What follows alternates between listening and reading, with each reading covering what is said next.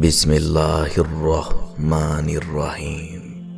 اللہ کے نام سے شروع جو بڑا مہربان نہایت رحم والا ہے۔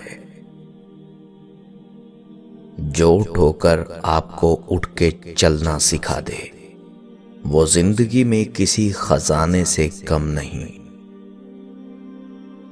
انسان کو سب سے زیادہ تھکا دینے والی چیز اس کی سوچ ہوتی ہے جو اس کو برباد کر دیتی ہے۔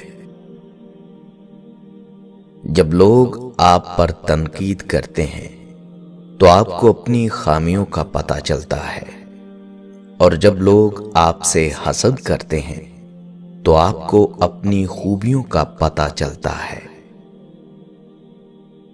تحقیق کرنے سے یقین کرنا آسان ہے، اسی لیے تو ہم یقین کر لیتے ہیں، تحقیق نہیں کرتے۔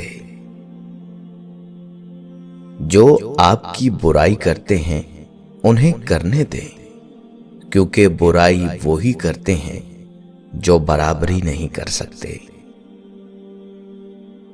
جب کسی کی بات کڑوی لگے تو سمجھو کہ سچ بولا جا رہا ہے، اور اگر کسی کا لہجہ کڑوا لگے تو سمجھ جاؤ کہ خدا حافظ کہا جا رہا ہے۔ میٹھے لوگوں سے مل کر میں نے جانا، کڑوے لوگ اکثر سچے ہوتے ہیں۔ کردار کا امتحان تعلق ختم ہونے کے بعد ہوتا ہے۔ ان میں سے پہلا قرینہ رازوں کی تدفین ہے، دوسرا سلیقہ خاموشی ہے، اور آخری قرینہ لوٹ کر آنے والوں کے لیے در کو کھلا رکھنا ہے۔ حاسد مزاج کتوں کی طرح ہوتے ہیں جو ہر اس سوار کا پیچھا کرتے ہیں جو ان سے تیز رفتار ہوتا ہے۔ ہماری زندگی میں بعض لوگ نعمت ہوتے ہیں اور بعض نصیحت ہوتے ہیں۔ نعمت کی حفاظت کیجیے اور نصیحت سے سبق حاصل کیجیے۔ مدد کرنا سیکھیں فائدے کے بغیر، ملنا جلنا سیکھیں مطلب کے بغیر، عاجزی سے چلنا سیکھیں غرور کے بغیر، زندگی جینا سیکھیں دکھاوے کے بغیر۔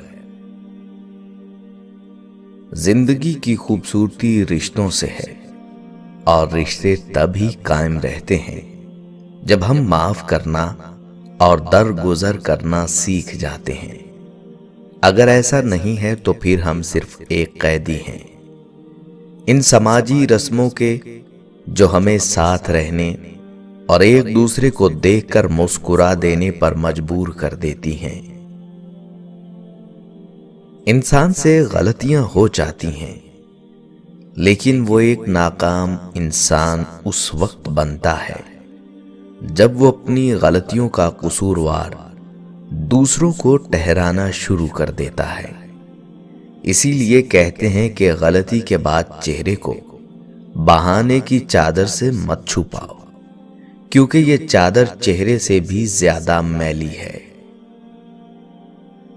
محبتوں کی عمر بہت زیادہ نہیں ہوتی، مگر وہ دلکش لمحے ٹھہر جاتے ہیں، ہمیشہ ساتھ رہتے ہیں۔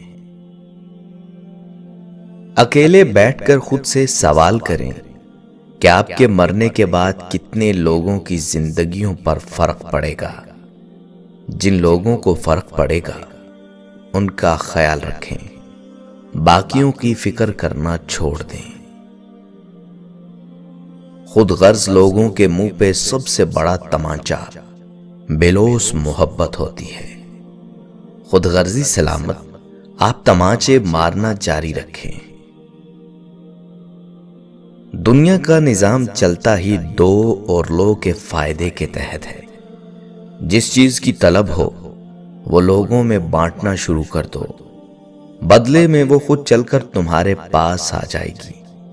وہ عزت ہو، پیسہ ہو، وقت ہو۔